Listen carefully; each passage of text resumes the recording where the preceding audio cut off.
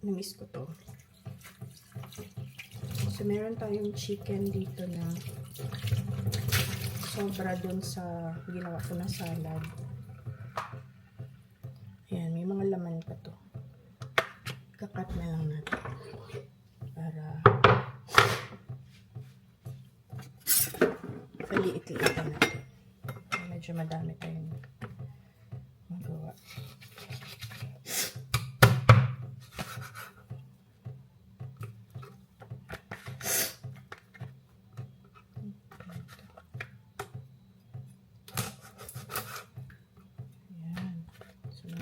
Chicken, then syempre luya. Kailangan ko na yung luya. Good morning na pala guys, it's Monday. Pasensya na, medyo baga yung aking mata, medyo namaga kasi bago lang akong umiyak. I just cried. Medyo sad lang talaga ako today. But I know everything will be okay. So, meron tayong luya.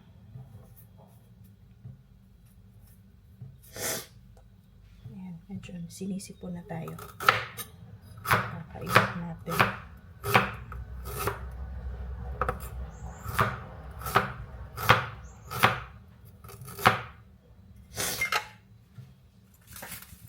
And then, we'll have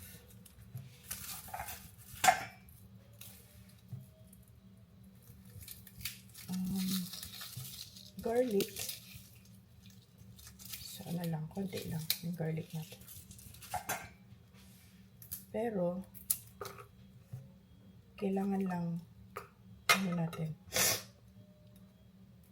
i-mince.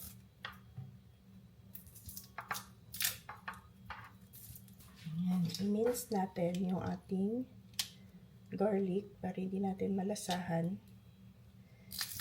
Ayaw pa naman ng anak ko yung lasang garlic.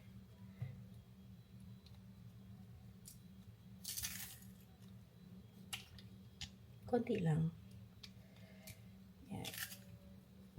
Ayan. Okay. Then, let's cook it na. Okay, let's cook.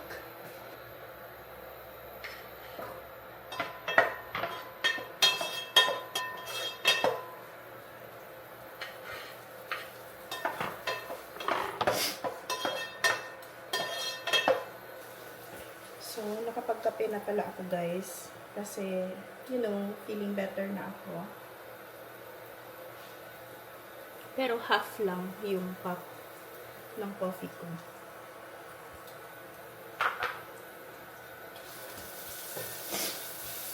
Actually, na-miss kong magkape. Bango na. Pero gusto pang umamoy pa talaga yung ginger. Para mas masarap. And then, let's put the chicken na.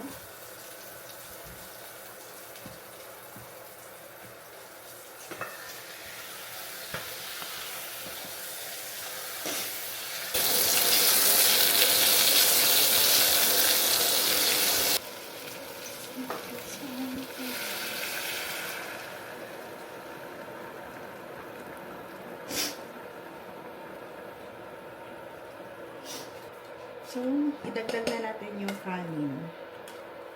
Medyo madami pala akong naluto ng kanin. So, half lang. Siguro yung ilalagay natin.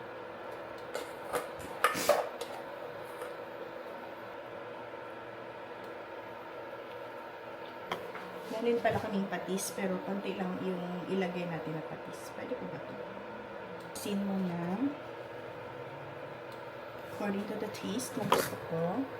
And then, paminta.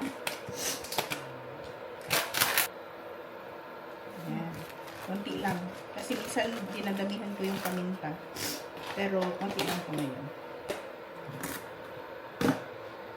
And then, siguro maglagay tayo ng konting patis. Konti lang. Hindi kasi kami mahilig talaga magpatis. pwede na yun. Anyway, papabukal pa to hanggang sa lumambot yung kanin.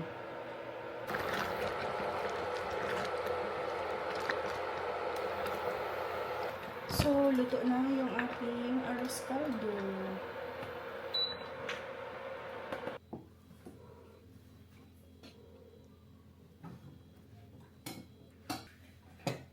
Konti lang atin.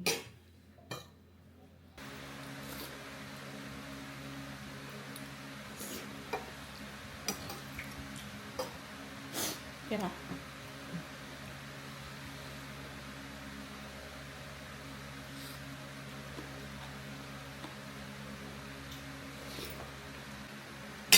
So, this time, papaya na naman. Actually, guys, malaki talaga na itulong sa akin tong papaya. Kasi lagi akong kumakain for the past few days nito. Like, almost every day. Minsan, minimerienda ko pa siya. And dahil dito, nagbawas talaga ako ng madami. Sobrang dami. So, hopefully, every morning makakain tayo ng papaya. It's good for our digestion. Kaya lang itong nabili ko, hindi ko na nahintay na maghinog. Medyo matigas pa siya. Naubos ko na tong kalahati niya. Ito naman yung kalahati. Kainin natin. Konti lang yung buto.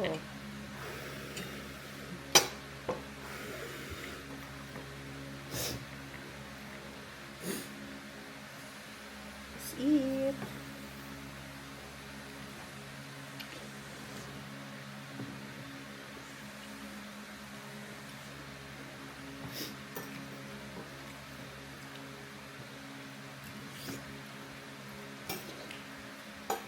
So ayan na guys, after kong umiyak kanina, dire-diretso na yung sakit ko ngayon. So ako'y not feeling well ulit. Grabe yung ano ko ngayon, yung immune system ko talagang sobrang baba. Ang bilis ko magkasakit. So pahinga muna ako sandali. Actually dapat may pupuntahan ako. Dapat aalis ako today. Kaya lang hindi talaga kaya. Parang bahing ako ng bahing kasi grabe yung sipon ko. Tulo ng tulo. So kailangan ko lang muna siguro magpahinga muna. So matutulog muna ako ulit guys. Hopefully sana pagising ko okay na ako.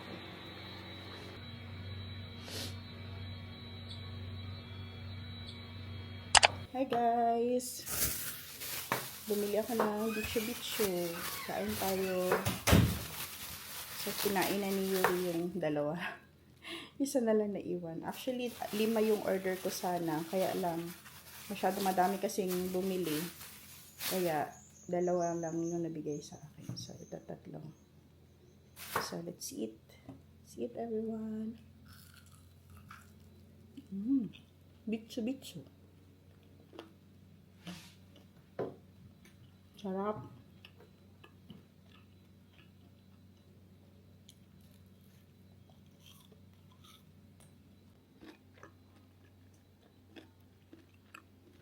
It's raining, guys.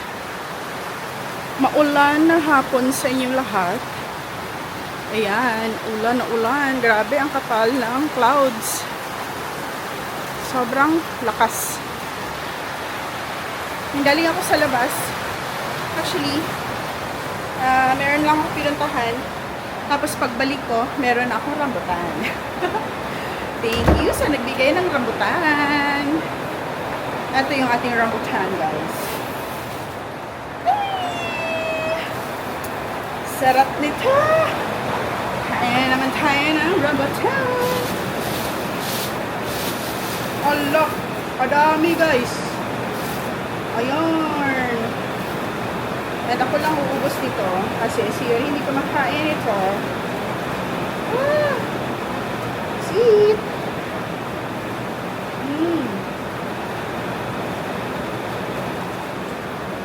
Bumabawi yung aking katawan. Kasi ilang days ako hindi masyadong nakakain. because of my yung acid ko.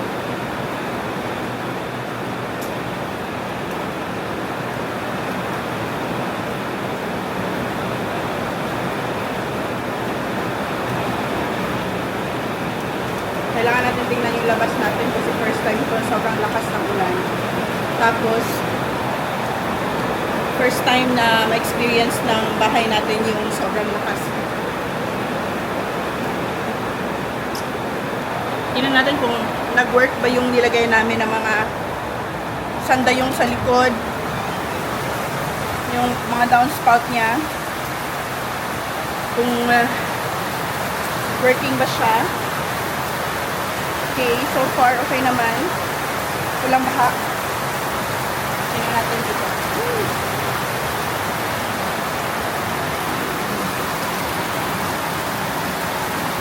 So, yan ang tubig. Pag medyo mataas na ang tubig dyan, yung, kung hindi namin nilagyan yan ng ano, ng parang backflow valve, babalik yung tubig dito. And pupunta siya dito. Yan, babaha na dito. So, hindi pa naman mataas yung tubig doon sa kanal. Kaya, hindi pa natin makikita. So, punta tayo sa likod. I-check natin kung ano yung itsura sa likod. Saan tayo dito? So, yan. Kasi since meron ng ang tawag nito, meron ng sandayong and then downspout. Yan, palabas yan hanggang doon sa kanal sa labas namin. So, lahat ng tubig dito sa atip is alat, ito dito, hanggang palabas na yan doon. So, hopefully, so walang tubig, wala masyado. Na tayo nakikita na tubig dito sa kanal. And, malakas na yung ulan guys. Ngayon, malakas na. Pag-aabutin ko ng mga isang oras na sobrang lakas, diyan natin makikita kung effective ba talaga yung nilagay namin dyan. Yung hangin papunta dito. Kaya, yung nangyari, yan. Pumasok yung tubig dito. Hindi naman siya masyadong serious din. So, hopefully, yung tubig sa daan, hindi magbalik dito sa bahay namin. Ayan. Hindi pa puno. Ayan. Medyo puno na pala. Medyo puno na pala ang tubig dito.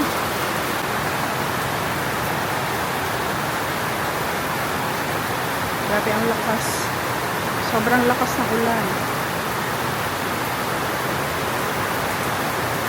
So guys, binaha pa rin kami. So meron pa rin siyang baha kasi nakapasok pa rin yung tubig dito banda sa nilagyan namin ng backflow valve kasi sobrang taas ng tubig dyan. Ayan o. So meron pa rin siyang tubig na pumasok kaya nilagyan ko ng tela. Kailangan pa rin siyang bantayan. Okay? Puno na yung kanal. Nandito naman sa daan walang pumasok. Good thing walang pumasok dito. And then doon meron ding yung kanal namin dyan sa gilid. May tubig din siya. Medyo puno na rin. Siya guys. Puno na yung dito banda. So hopefully sana tumigil na yung ulan. Wag na sana umabot pa ng sobrang lakas. Kasi nakakatakot pa rin talaga yung baha. Iba pa rin pag may nakikita kang baha sa bahay kasi nag-aalala ka talaga ng bonggang-bongga. So, yan. Ayan. May tubig na. May tubig. So, bumalik pa rin yung tubig. Yan ang ipapafix natin bukas siguro. Pa-fix ka agad natin sa yung yung trabahante natin para ma-resolve na siya para hindi na tayo masyadong mag-worry every time na umuulan dito sa atin. Yan. So, but anyway, ayoko muna i-stress sarili ko. Magkain na lang tayo, guys. Let's continue eating our rambutan and magluluto na din para ako ng dinner. But for now, kain muna tayo ng rambutan, guys. Ayokong ma-stress. So, ito yung ulam namin, guys. Nilagay ko sa oven yung tilapia. Supposed to be dapat, ano ko siya, isugba. Since wala kaming sugba, parang griller. So, nasa oven siya. Ayan, yung old oven namin. Maliit lang. Malapit na siyang maluto. Ilang minutes na lang. Ayan na.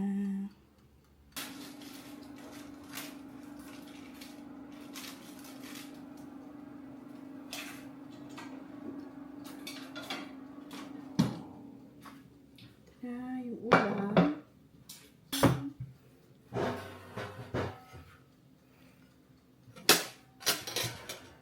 Yung na electric fan. Kaigang man.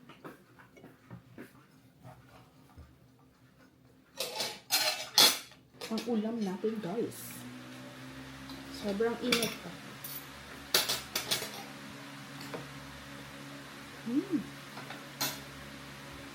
Sarap.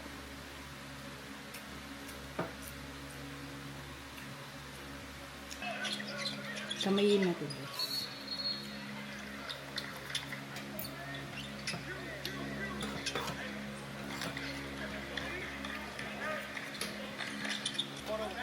Pinakamasarap yung sip-sipin mo.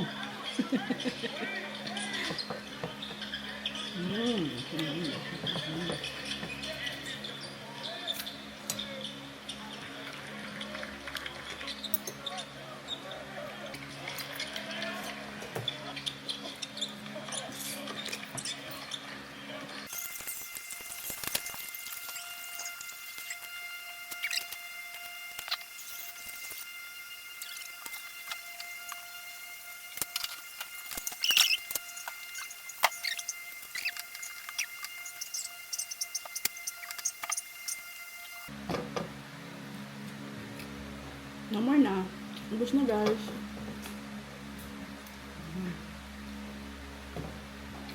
Wala na. Laman. Simot, sarap.